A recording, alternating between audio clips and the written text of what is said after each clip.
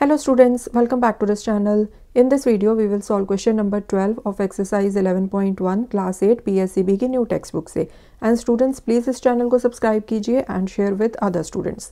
The cost of 1 liter of milk is ₹55.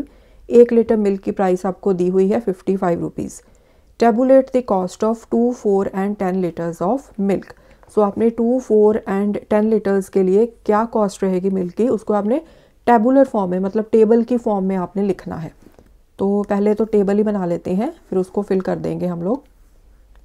सो यहाँ पर हम लिखेंगे milk in litres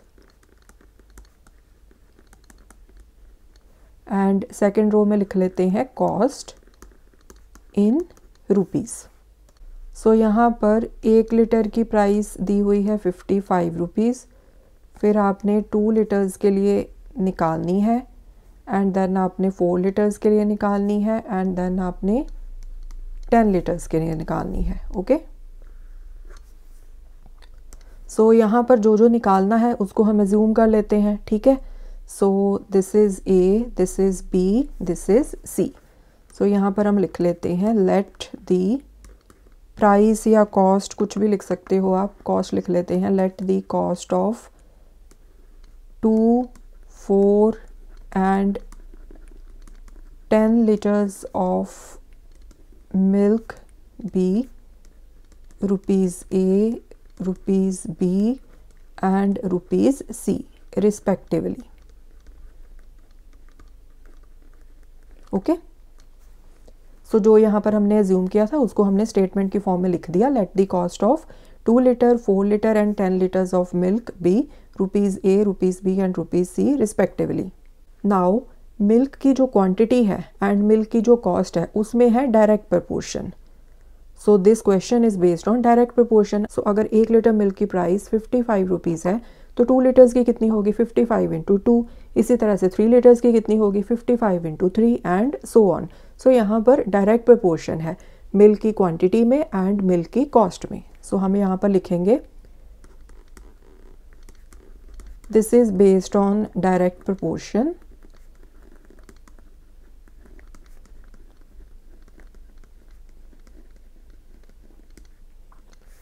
So therefore x1 upon y1 is equal to x2 upon y2, right?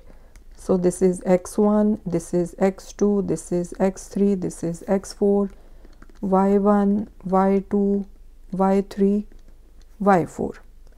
Okay, so यहाँ पर x1 क्या है 1 upon नीचे 55 is equal to 2 upon a.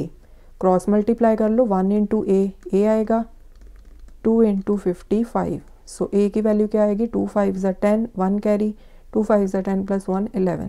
So a is equal to 110.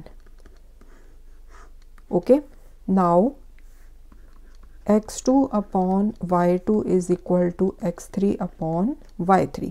या आप यहाँ से भी सीधा लिख सकते हो x1 upon y1 is equal to x3 upon y3, क्योंकि x1 upon y1 is equal to x2 upon y2 is equal to x3 upon y3 is equal to x4 upon y4. ठीक है, इसी तरह से होता है ना डायरेक्ट प्रोपोर्शन में.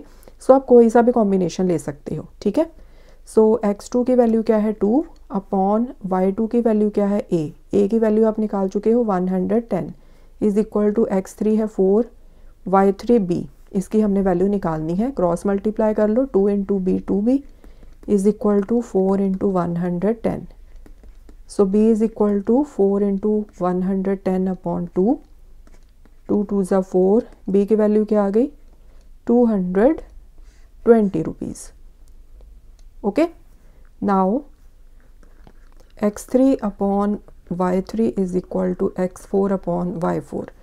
x3 कितना है 4, y3 b है, b की वैल्यू आप 220 निकाल चुके हो, x4 is 10 एंड c ये हमने निकालना है. क्रॉस मल्टीप्लाई कर लो, 4 into c 4c, 10 into 220. So c is equal to 10 into 220 upon 4. So 4 1s are 4, 4 5s are 20, 4 5s are 20. So c is equal to 550 इतने रुपीज़ 550 रुपीज़. ओके, अब question में उन्होंने बोला था कि टैबुलर फॉर्म में लिखना है, सो ए की जगह पर आप लिख दोगे 110, बी की जगह पर आप लिख दोगे 220, सी की जगह पर आप लिख दोगे 550। Okay, so students, this was question number 12। I hope ये क्वेश्चन आपको अच्छे से समझ में आया होगा। More questions we will solve in the coming videos. Thanks for watching, take care.